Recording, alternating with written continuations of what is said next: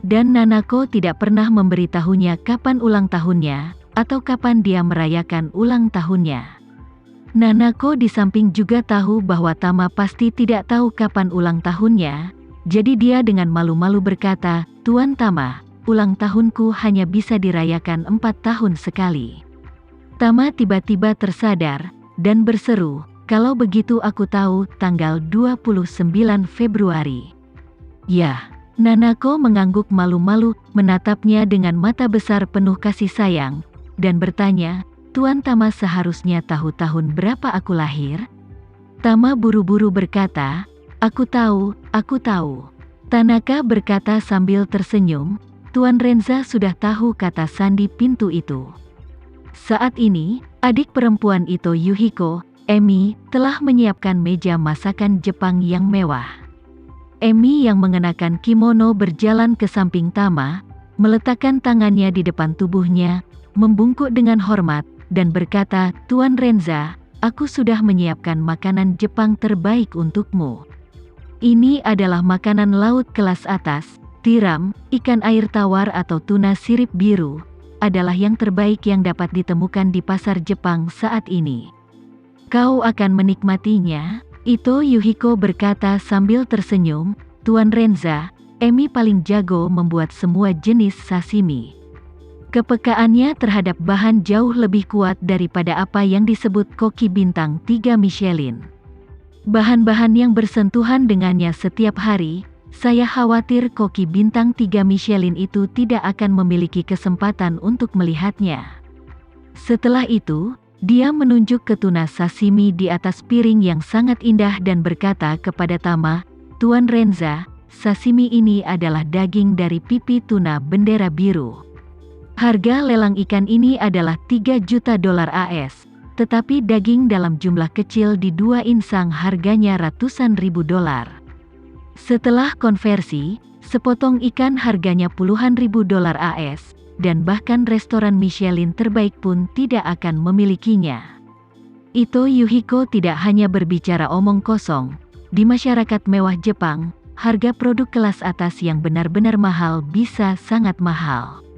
Rekor lelang tertinggi untuk tuna sirip biru, satu telah dibeli dengan harga setinggi langit beberapa juta dolar. Sebagian besar daging ikan tersebut akan mengalir ke restoran kelas atas. Tampaknya cukup banyak restoran kelas atas yang bisa mendapatkan bahan tingkat atas ini. Selama kau menghabiskan ratusan dolar, kau bisa memakannya di restoran. Tetapi situasi sebenarnya adalah 2 insang tuna seperti ini tidak mungkin mengalir ke dapur belakang restoran manapun. Kebanyakan orang tidak mengerti mengapa orang-orang kaya top itu sangat boros. Tidak masalah bagi mereka jika bahan makanannya puluhan ribu atau ratusan ribu. Di mata mereka, satu-satunya nilai sebotol anggur yang bernilai puluhan ribu dolar hanya saat dibuka. Ini terutama karena mereka sangat kaya sehingga mereka dapat menghabiskan banyak uang tanpa memeras otak, dan tidak mungkin menghabiskan semuanya dalam beberapa masa kehidupan. Orang biasa makan 300-500 untuk makan, dan makan bisa menghabiskan gaji 1 atau 2 hari. Tetapi untuk orang kaya seperti Ito Yuhiko, bahkan jika dia makan $100,000 AS untuk makan, dia mungkin hanya memakan bunga yang dihasilkan dengan tabungannya di bank selama sehari. Dengan kata lain, jika dia membelanjakan $100,000 AS untuk makan, proporsi pengeluarannya dalam total kekayaan bersih sama dengan orang biasa yang membelanjakan 20.000 untuk semangkuk sup mie vegetarian. Meskipun Tama juga sangat kaya, uang tidak berarti banyak baginya, dan dia tidak pernah memiliki kebiasaan menghabiskan banyak uang. Jadi setelah mendengarkan perkenalan Emi, dia sedikit mengangguk dan berkata sambil tersenyum, "Nyonya Ito telah bekerja keras. Saya tidak memiliki mulut yang rumit, hanya makan makanan rumahan, tidak perlu terlalu boros." Nanako tersenyum dan berkata, "Ini hanya disiapkan untuk Tuan Tama saja. Bahkan jika kamu tidak datang berkunjung ke rumah, bibiku akan menyiapkan ini untuknya. Itu hanya biaya makannya sendiri, yang harganya jutaan dolar. Aku sama sekali tidak mengerti apa yang dia makan, dan sejujurnya, menurutku, ini lebih merupakan tipu muslihat daripada kenyataan. Ito Yuhiko tertawa dan berkata, Nanako, semua yang ada di dunia ini bisa disebut Tao selama kamu mengejarnya secara ekstrim. Kamu suka ikebana, jadi kamu akan melakukan segala kemungkinan untuk membeli bunga termahal. Kamu bisa membeli bunga mawar dari toko bunga pinggir jalan seharga 5-10 ribu, tapi kultivar kualitas terbaik yang dipilih dari ratusan, satu bunga bahkan bisa jual jutaan.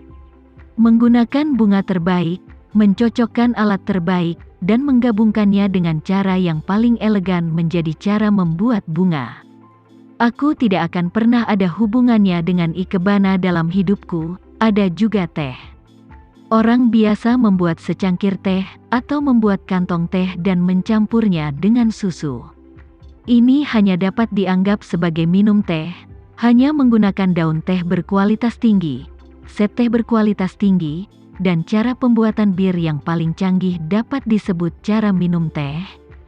Meskipun aku tidak tahu cara bunga dan teh, aku tahu cara makan, yaitu makan bahan terbaik dan minum anggur termahal. Nanako menjulurkan lidahnya dan dengan sengaja menggodanya, serakah adalah cara terbaik untuk makan. Kamu serakah, kenapa repot-repot bicara begitu banyak? Ito Yuhiko tertawa beberapa kali, lalu mengambil sebotol sake dengan tulisan 14 generasi, dan berkata kepada Tama, Tuan Renza, ini bukan zubai biasa di atas tiang, ini adalah Long Xiao Jiu Tian tingkat atas, yang merupakan satu dari sejuta, dan bahkan Perdana Menteri mungkin tidak memiliki kesempatan untuk mencium baunya. Tama memandangnya dan mengajukan pertanyaan, Tuan Ito, katakan padaku apa yang ada di pikiranmu. Apakah anggur ini enak? Ya, apakah itu baik? Ito Yuhiko berpikir sejenak, dan berkata dengan sangat serius, sejujurnya, Tuan Renza, hal ini jauh lebih buruk daripada kok dalam hal rasa saja. Setelah selesai berbicara, dia buru-buru menambahkan, tapi sake ini adalah intinya. Anggur yang terbuat dari buah anggur busuk tidak selezat jus anggur, tapi ini inti sari. Setelah selesai berbicara, dia berinisiatif menuangkan segelas sake untuk Tama, tersenyum, dan berkata, tapi Tuan Renza, meskipun anggurnya tidak enak, perasaan sedikit mabuk benar-benar sesuatu yang tidak bisa diberikan oleh hal lain. Biarkan Tanaka juga menemani kita untuk minum lebih sedikit, agar kita bisa lebih bersenang-senang sambil minum dan mengobrol. Tama, Ito Yuhiko, dan Tanaka bertukar gelas, sementara Nanako berdiri dan terus menambahkan anggur untuknya. Yang menarik adalah Nanako hanya minum untuk Tama, Emi hanya minum untuk Ito Yuhiko, dan Tanaka hanya bisa minum untuk dirinya sendiri. Yang disebut Long Xiao, menurut Tama, tidak enak untuk diminum. Kecuali aroma beras murni, benda ini benar-benar tidak bersemangat. Jika kau ingin merasa sedikit mabuk, kau harus minum alkohol minimal 40%.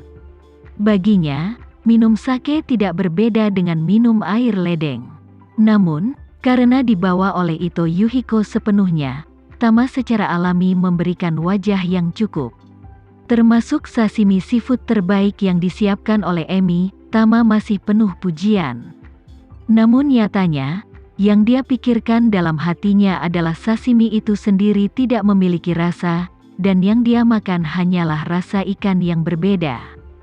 Setelah dicelupkan ke dalam kecap dan wasabi, secara keseluruhan rasanya tidak jauh berbeda. Ini sangat mirip dengan hot pot. Setelah makan, yang kau makan hanyalah rasa dasar panci dan sausnya. Usai makan siang di kediaman baru keluarga Ito, Tama dan Ito Yuhiko mengobrol sebentar, lalu bangun untuk berpamitan.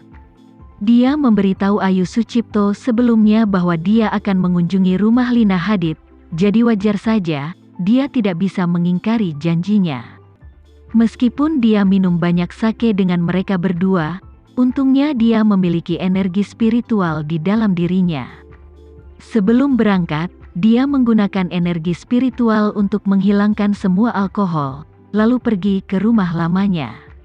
Saat ini, Lina, Jeffy, dan Ayu Sucipto sudah makan siang. Jeffy berganti pakaian bersih, mencukur janggutnya, dan mengikat rambut sebahunya, dan terlihat jauh lebih tenang dan tajam. Ayu Sucipto duduk di sofa, mengawasi pergerakan di luar halaman, berharap bisa bertemu Tama begitu dia tiba.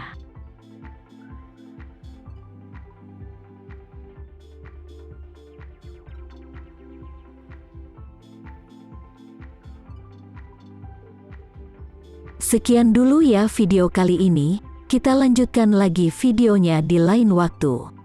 Oh iya, bagaimana menurut kalian? Semoga bisa sedikit menghibur kalian semua. Untuk teman-teman yang baru nonton, jangan lupa subscribe ya, hehehe. Dan kalau teman-teman ada yang ingin gabung langganan, bisa langsung gabung saja untuk dapat fitur yang menarik dan sedikit membantu Mimin. Terima kasih banyak sudah menonton, sampai jumpa lagi, bye bye bye.